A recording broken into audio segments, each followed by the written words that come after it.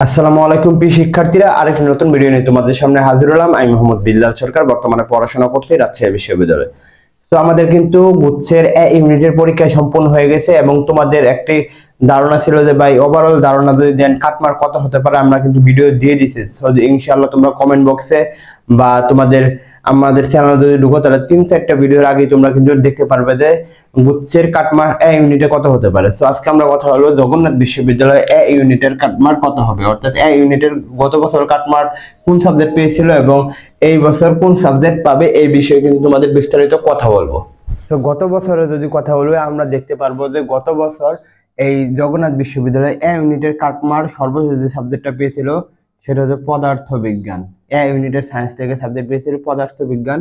গত বছর কাটমার্ক ছিল 42 দশমিক সামথিং, অর্থাৎ 42 প্লাস দিয়ে কিন্তু এই জগন্নাথ বিশ্ববিদ্যালয় গত বছর সাবজেক্ট কিন্তু পেয়েছিল। তো আমরা আর একটু সামনে যখন আমাদের বি ইউনিট বা সি ইউনিটের পরীক্ষা হয়ে যাবে, তখন কিন্তু আমরা ওভারঅল জগন্নাথ বিশ্ববিদ্যালয়ের সুবিধা অসুবিধা, টিউশন সুবিধা সকল বিষয়ে কিন্তু কথা বলবো। এর জন্য হলে কিন্তু আমাদের চ্যানেলটা সাবস্ক্রাইব করে আমাদের পাশে থাকতে হবে। তো মোটামুটি গত বছর যদি বলি যে 42 শান্তি পেয়ে কিন্তু সাবজেক্ট পেয়েছিল, আর সর্বোচ্চ পেয়ে অর্থাৎ সিএসসি পেয়েছিল কিন্তু 65 প্লাস দিয়ে কিন্তু এই জগন্নাথ বিশ্ববিদ্যালয় সিএসসি পেয়েছিল।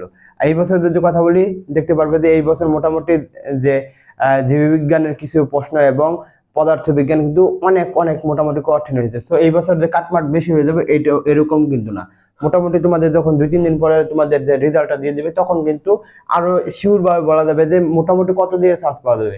তো মোটামুটি আমরা এই বছরও আমরা ধরতে পারি যে ইনশাল্লাহ তোমাদের যদি 40 প্লাস থাকে তাহলে কিন্তু ধরে রাখতে পারো তোমাদের এই জগন্নাথ বিশ্ববিদ্যালয়ে একটি সিট পাবে, ইনশাল্লাহ তোমরা ধরে রাখতে পারো। আর তোমাদের যেহেতু 2-3 দিনের মধ্যে রেজাল্ট দিয়ে দেবে, তখন যখন একটা পজিশন দেখাবে, তখন কিন্তু আমরা ভিডিও করবো যে পজিশনের উপরে কত দিয়ে জগন্নাথ বিশ্ববিদ্যালয় বলো, ইসলামী বিশ্ববিদ্যালয় বলো, যে কোনো বিশ্ববিদ্যালয় কত দিয়ে চান্স হবে সেই বিষয়ে কিন্তু তোমাদের ধারণা দেওয়ার চেষ্টা করবো।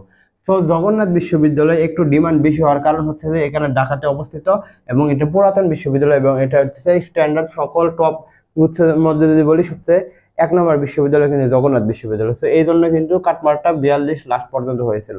তো ইনশাআল্লাহ তোমাদের এই বছর কত হবে, তোমাদের 40 প্লাস থাকলেই ধরে রাখতে পারো যে তোমাদের জগন্নাথ বিশ্ববিদ্যালয় কোনো না কোনো সাবজেক্ট পেয়ে যাবে। আর যদি টপ সাবজেক্ট পেতে চাও তাহলে তো অবশ্যই 60 প্লাস লাগবেই। তো তোমাদের জন্য শুভকামনা। আসসালামু আলাইকুম।